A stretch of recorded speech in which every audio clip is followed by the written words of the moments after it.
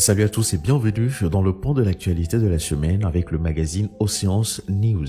Nous démarrons avec la Côte d'Ivoire où Lorraine Kwasi Olson, fondatrice et PDG de Birimian Venture, spécialisée dans l'investissement dans l'industrie créative africaine, a rejoint le conseil d'administration de Bridge Bank Group Côte d'Ivoire BBGCI. L'experte dans le secteur financier intègre le conseil d'administration de BBGCI avec une riche expérience de plus de 20 ans dans le domaine financier. Lorraine Kwasi Olson a un parcours professionnel qui l'a conduit à des postes chez Lehman Brothers, Proparco et Ametis, où elle a dirigé les investissements avec succès. Elle siège également dans plusieurs conseils d'administration dont ceux de NCA, Bank of Africa et BNP Paribas. Sa nomination fait d'elle l'unique femme à siéger au sein du conseil d'administration de l'instance.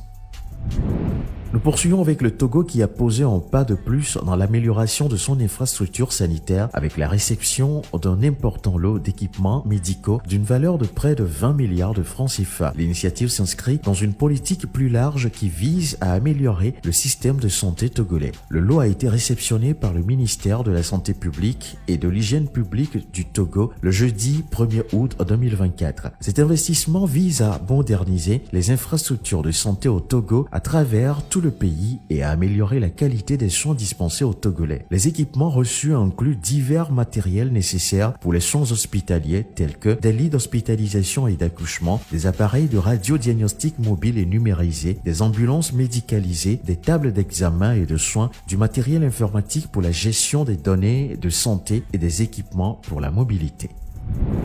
Toujours au Togo, il y a eu un avancement dans la dématérialisation des services publics avec l'introduction de 8 nouvelles procédures administratives accessibles en ligne. Ce développement rendu possible grâce à l'agence Togo Digital vise à moderniser l'administration publique pour les citoyens et les professionnels. Le ministère du Commerce a annoncé la disponibilité en ligne de plusieurs services pour les opérations commerciales et artisanales. Les nouvelles démarches numérisées concernent la demande d'autorisation préalable pour l'importation de produits sensibles, les formalités de mise sur le marché des produits alimentaires nationaux, les demandes de cartes d'importateurs ou d'exportateurs, les certificats d'origine hors CEDEAO. Et pour le secteur de l'artisanat, les procédures accessibles en ligne comprennent la demande de carte professionnelle, l'enregistrement des apprentis, l'inscription à l'examen pour le certificat de fin d'apprentissage, le CFA, et la demande de diplôme.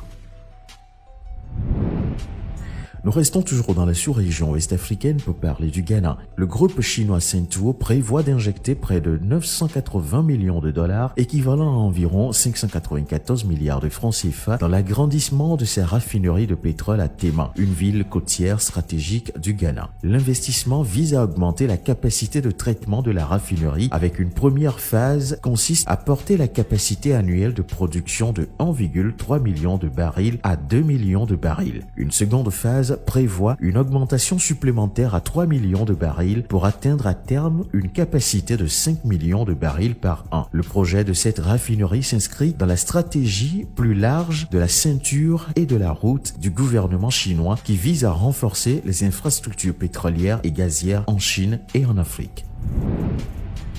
En Égypte, la start-up égyptienne Synapse Analytics a clôturé un tour de financement réussi et levé 2 millions de dollars pour élargir sa présence et ses technologies d'intelligence artificielle dans les marchés en pleine expansion du Conseil de coopération du Golfe CCG et de l'Afrique. Le financement de 2 millions de dollars dirigé par Silicon Badia et Hub 71 d'Abu Dhabi servira à renforcer l'expansion de Synapse Analytics dans les régions du Conseil de coopération du Golfe et d'Afrique. Cette levée de fonds permettra à la start-up d'élargir ses partenariats et d'intégrer ses solutions dans de nouveaux marchés.